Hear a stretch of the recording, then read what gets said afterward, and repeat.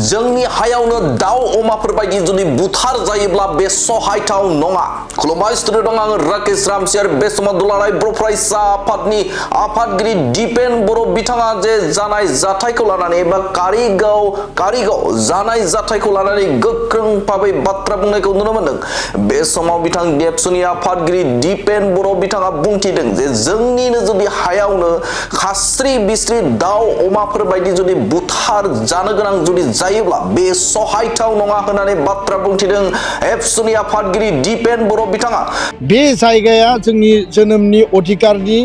आरो बे हाया जोंनि आरो बे हायावनो जुदि जोङो थैनो गोनां जायोबा दाउ अमा बायदि सिथारजानो गोनां जायोबा बे जोंनि थाखाय मालाबाबो गनायथाव नङा, सहायथाव नङा। बे समाव सिकना जोहोलाव 20 मिनिटनि जे खास्रि बिस्रि बुथारनाय जाथायखौ लानानै दिपेन बर' बिथाङा खुगा बेखेवदों। दिपेन बर' बिथाङा बुंथिदों जे बे समाव जोंनिनो हायाव खास्रि बिस्रि दाउ अमाफोर बायदि जुदि बुथार जायोब्ला बेखौ जों सहायनो हाया आरो सहाय जाथाव नङा होननानै बाथ्रा बुंथिदों एबसुनि आफादगिरि दिपेन बर' बिथाङा। आरो बिथाङा बुंथिदों जाय दायनिगिरि, जाय दुथां सुबुं दायनिगिरि, बे दायनिगिरिखौ सासेबो सुबुंखौ जे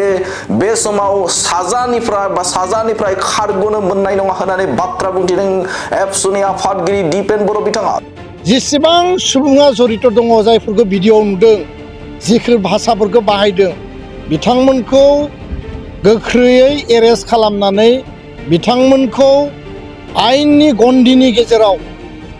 स्ट्रं साजा, फासियानो जा बा बिथांमोनखौ जि पर्यायनि साजा होनांगौ बे साजा होनो थाखाय दुलाराय बर' फरायसा आफादा जोङो दाबि खालामदों। जे मोनसे गिदिर खौरां, बिग ब्रेकिं आपडेट, बिथां एबसुनि आफादगिरि दिपेन बर' बिथाङा जे क'क्राझार कारिगावनि जे साखाथियाव जे जानाय जाथाय, बे जाथायखौ लानानै आसाम पुलिस आरो आसामनि गिबि मन्थ्रि डक्टर हिमन्त बिश्व शर्मा बिथांनिसिम दाबि खालामदों जे दायनिगिरिखौ थाबैनो साजा होनांगौ आरो सासेबो जेन सुबुङा खारग'आ, बिथांमोनखौ बे दुथां सुबुंफोरखौ फासि नङाब्ला जेरैखि जाया गोख्रोंनिफ्राय गोख्रों साजा होनांगौ होननानै बाथ्रा एबा दाबि खालामदों एबसुनि आफादगिरि दिपेन बर' बिथाङा। आरो बिथाङा दुखु फोरमायदों जे बिथांमोना जाय रैखाथि बिफान, बे रैखाथि बिफाना बे समाव फेलें जादों जे सुबुं समाजखौ एबा सुबुंफोरखौ बे समाव रैखाथि होनायनिफ्राय फेलें जादों। जायनि थाखायनो बे समाव नुनो मोनदों जे बावैसो सान सिगाङाव क'क्राझारावनो मोनसे जाथाय जादोंमोन। सासे नोरजिया, देहायारि नोरजिया सुबुंखौ जे जिनाहारि खालामनाय जाथायाबो बे समाव सोमजिदों। आरो सासे ट्राइबेल सुबुंखौबो बा उन्दै सुबुंखौबो बे समाव जिनाहारि खालामनाय जाथायाबो जादों। आरो बेनि अनगायैबो जे लावथियाव जानाय जाथाय, जाय दायनिगिरि, बे दायनिगिरिखौ हमनायाव फेलें जादों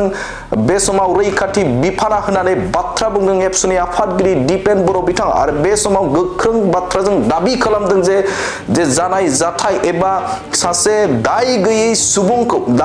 सुबुंखौ सासे कन्ट्राक्टर, दाय गैयै सुबुंखौ बेफोरबायदि खास्रि बिस्रि बुथारनाया सहायथाव नङा। दुखुथिया न'खरजों दुलाराय बर' फरायसा आफादा दङ, जेब्लाबो थागोन आरो गोख्रों दाबि खालामनायाव जोङो दंफायो होननानै बाथ्रा बुंथिदों एबसुनि आफादगिरि दिपेन बर' बिथाङा। आरो बिथाङा बुंथिबावदों जे बे समाव जे दायनिगिरिखौ साजा होनो थाखाय जे नाजानाय, बे नाजानायाव जे रावनिबो जे खहा जायालासिनो जे थार बिजिरनायखौ मोनसे डेम'क्रेटिक भाबै लांनो थाखाय एबा बे समाव सोमावसारनो थाखाय बे समाव खावलायदों एबसुनि आफादगिरि दिपेन बर' बिथाङा। जे हारिजों हारि माहारियारि जे दाङाबाजि जाया बेखौबो नोजोर होनो थाखाय खावलायदों एबसुनि आफादगिरि दिपेन बर' बिथाङा। आरो जाय दायनिगिरि, बे दायनिगिरिखौ जेरैखि जाया साजा होनांगौ होननानै दाबि खालामदों एबसुनि आफादगिरि दिपेन बर' बिथाङा। जिल्लानि कारिगाव मालसिं र'डआव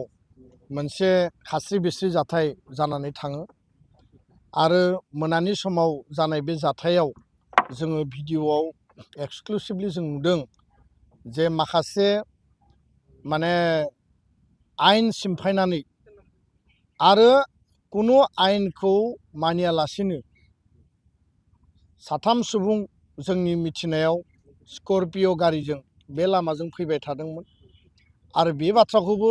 जों मिथिनो मोनदों जे बे सुबुंफोरा गोबां माखासे खामानि दामानिनि थाखाय बे लामाजों थांलाय फैलाय खालामो। आरो बे समावनो सिखाव साजायनानै, सिखाव मुं होनानै माखासे बे मालसिं रडआव ज' जानानै थानाय सुबुंफोरा माने जायखौ सान्थाल माहारिनि होननानै बुंदों माहारिनि जानो हानाय खिन्थु दायनिगिरिया बै जायगायाव थानाय सुबुंफोरखौसो जों होगोन खारन मोनफ्रोमबो हारियावनो गाज्रि सुबुं थायो दा बे मालसिं रडआव ज' जानानै थानाय सुबुंफोरा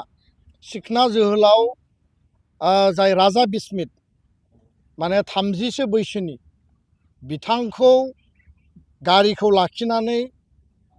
अन्थाइजों खुबैनानै माने गनद्रायजों बुनानै बेयाव 3 सुबुं दंमोन राजा बिस्मित बेखौ जायगायावनो बुथारो गारि स्करपिय'खौ सावनानै होयो आरो लोगोसेनो प्रभात ब्रह्म बिथांमोननिनो खामानि मावग्रा जोंनि मिथिनायाव आरो बिनि फिसाला 15 बोसोरनि जागिराज ब्रह्म बिथां सानैखौ माने थैनायनि मोनसे पर्याय थासारिसिम बुनानै गोब्राब जखम खालामो आरो बे जाथायखौ दुलाराय बर' फरायसा आफादा गोख्रोङै जोङो सोंखारिदों आरो जों निन्दा खालामदों खारन कुनु कारन गैयाबासिनो कुनु जाहोन गैयाबासिनो कुनु दोष गैयाबासिनो बे लामाजों फैबाय थानाय बे 3 सुबुंखौ मा कारनाव सिखाव साजायनानै लाखिनानै बबे जुक्तिनि आधाराव बबे आयेननि आधाराव बिथांमोना गावनो गोसो जानानै दाउ अमाफोर बायदि जायगायावनो सिथारखो बा बुथारखो बियो जोबोद गिख्रंथाव जाथाय जोबोद साननो गोनां आरो बेखायनो दुलाराय बर' फरायसा आफादा बे जाथायखौ गोख्रों रावजों सोंखारिनायजों लोगोसे बे जाथायाव जेसेबां सुबुङा जड़ित दङ जायफोरखौ भिडिअ'आव नुदों जिखिनि भाषाफोरखौ बाहायदों बिथांमोनखौ गोख्रैयै एरेस्ट खालामनानै बिथांमोनखौ आयेननि गन्डिनि गेजेराव स्ट्रं साजा फासियानो जा बा बिथांमोनखौ जि पर्यायनि साजा होनांगौ बे साजा होनो थाखाय दुलाराय बर' फरायसा आफादा जोङो दाबि खालामदों आसाम सरकारखौ आसामनि डिजिपि क'क्राझारनि डिसि क'क्राझारनि एसएसपि दिनै पुलिस प्रशासना रायजो राजानो धन सम्पतिनि रायजो राजानि जिबनखौ माने रैखाथि होनायाव फैमाल जादों बे खोथाखौ जोङो दिनै नुनो मोनदों खारन क'क्राझाराव बेबायदि गोबां इन्सिडेन्ट जालांदों बेबायदि गोबां इन्सिडेन्ट जाबाय आरो बेखायनो सिखना जोहोलाव राजा बिस्मितनि जास्टिस नागिरनानै दुलाराय बर' फरायसा आफादा दिनै आसाम सरकारनिसिम जों दाबि दैखांदों जिल्ला प्रशासननिसिम दाबि दैखांदों जे कुनु कारनाव सासेबो नट ए सिंगल पार्सन बे घटनायाव जड़ित मानसिफोरा जाहाथे खारग'आ आरो बिथांमोनखौ एरेस्ट खालामबाल' जाया बिथांमोनखौ आयेननि गेजेरजों जिखिनि पानिशमेन्टनि होनांगौनि बेबस्था दङ जाहाथे उनाव मालाबाबो रावबो जाहाथे सोरनिबा जिबन सोरखौबा बुथारनायनि थाखाय जाहाथे रावबो साहस खालामा खारन बियो जोंनि बे जायगाया जोंनि जोनोमनि अधिकारनि आरो बे हाया जोंनि आरो बे हायावनो जुदि जोङो थैनो गोनां जायोबा दाउ अमाबादि सिथारजानो गोनां जायोबा बे जोंनि थाखाय मालाबाबो गनायथाव नङा सहायथाव नङा दा बेखायनो जों न्याय नागिरबाय जास्टिस नागिरबाय दुखुथिया न'खरजों जों गसंथाबाय आरो फैबाय थानाय समाव दुलाराय बर' फरायसा आफादा गणतान्त्रिक भाबै न्याय आरो जास्टिस आरो दायनिगिरिखौ साजा आरो फासि होनांगौनि थाखाय जों हाबा मावगोन बे जाथायनि उनाव दिनै जिखिनि थासारि दा सोमजिगासिनो दङ जे रायजो राजानि जि सेन्टिमेन्ट जि आबेग पाब्लिक मोनसे मुभ जादों राजा लामा बन्द खालामनाय जादों आरो बे सेन्टिमेन्टआ जाखागोनखा सेन्टिमेन्टआ थाखागोनखा जोंनि मानसि थैदों जोङो बेनि सेन्टिमेन्टनि आधाराव खुद्रिनायखौ जों देखायखानांगोन खिन्थु जोङो बेखौबो खावलायगोन जे जाहाथे खुद्रिनायनि नामाव आन्दलननि नामाव जोङो जाहाथे आयेनखौ आखायाव लानानै हारियारि दाङाबाजि जाजासिम बे पर्यायसिम जाहाथे जों रावबो थाङा खारन मोनफ्रोमबो हारियाव गाज्रि सुबुं थायो काल्पिट्स थायो मिसक्रिएन्ट थायो आरो बे गाज्रि सुबुंफोरा जेब्लाबो गाज्रि खामानि मावो गाज्रि सुबुंफोरखौ नायगिरनानै आयेननि गेजेरजों जों साजा होनांगोन आरो नङाब्ला जोंनि गेजेराव बायदिसिना गाज्रि थासारिया सोमजिगोन दा बेखायनो सेन्टिमेन्ट आरो आबेगाव जों जिखिनि खुद्रिनांगौ जों जिखिनि प्रटेस्ट खालामनांगौ न्याय आरो जास्टिसनि थाखाय दिनै ओंखारबोनांगौ बे थार लामाजों जों हाबा मावलांनांगोन आरो सान्थि आरो गोजोनखौ जोङो बयबो रेस्ट्रेन्ट जानानै मेनटेन खालामनांगोन आरो न्यायनि थाखाय सरकार आरो आयेननि खाथियाव जोङो दाबि दैखांनानै हाबा मावलांनांगोन आरो उनाव बर' मानसिया बर' सुबुङा कुनु कारनाव रावबो जाहाथे बेबायदि दाउ अमा बायदि बुथारजानो गोनां जाया बिनि थाखाय जोङो प्रसासनखौ जों नारसिननांगोन प्रसासना बेयाव फेल कारन क'क्राझाराव माने माइनर गार्ल बर' गार्ल रेप इन्सिडेन्ट जादों बेबो बहुत गोबावनि उनावसो एक्सन जादों दाखालि बावै सासे मेन्टेलि रिटार्डेड बिनि सायावबो रेप इन्सिडेन्ट जादों आरो बेयाव बाङालि आरो मुस्लिमनि गेजेराव मोनसे हारियारि दाङाबाजि जानायनि लामायाव थांबायमोन दिनै जों फिन नुबाय बे जाथाया मानो जाखो प्रसासना जुदि इन्टेनसन आरो एटेनसन थायोब्ला बेफोरबायदि जाथाया जायामोन कारन चिरां जिल्लानि बासुगाव जि घटना जालांबाय एक मास सिगाङाव गुरुबासायाव माने चिरां जिल्लानि गुरुबासायाव बे जाथायाव जायखौ आक्रमण खालामदोंमोन बे आक्रमणकारिखौ दाबो प्रसासना हमनोबो हायाखै नागिरनानैबो मोनाखै बे जाबाय प्रसासननि फेलार आरो प्रसासना जुदि रायजो राजानि जिबन आरो सम्पति निरापत्ता होनायनि अनगायै गुबुन लामायावसो जुदि बांसिन बेस्थ' थायोबा गुबुन खामानियावसो जुदि बांसिन बेस्थ' थायोबा बिथांमोननि एटेनसना जुदि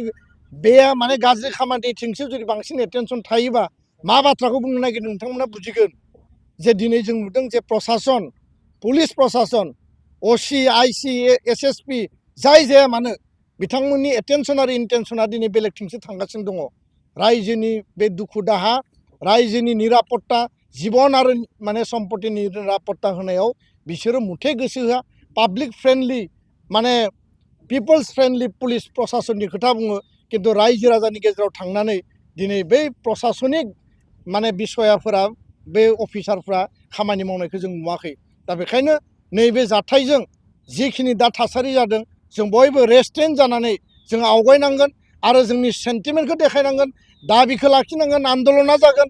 किन्तु जाहाथे जोङो गाव गेजेराव दाङाबाजि जानानै जोङो गाज्रि थासारिसिम जाहाथे थांनायनि परिबेसखौ लाबोआ बेखौ लानानै जों बयबो खामानि मावनांगोन आरो जोङो राजा बिस्मितजों बिथांनि न'खरजों जों गसंफादों सानै जायफोर जोखोम जादों बिथांजों गसंफादों दुलाराय बर' फरायसा आफाद क'क्राझार जिल्ला जोंनि नर्थ क'क्राझार आनसलिक कमिटि आरो जोंहा जि कारिगाव इउनिट कमिटि दङ मैया जाथाय जानायनिफ्रायनो हस्पिटालाव थांनाय हस्पिटालाव खबर लानाय पुलिस प्रसासनखौ नारसिननाय एरेस्ट खालामनो होनाय गासै जि परिबेसखौ दिनै जोङो आयेनगत भाबै जोङो हाबा मावबाय थादों आरो आयेननि गेजेरजों बिथांमोनखौ सास्ति होनो थाखाय जों खामानि मावबाय थादों गोजोन्थों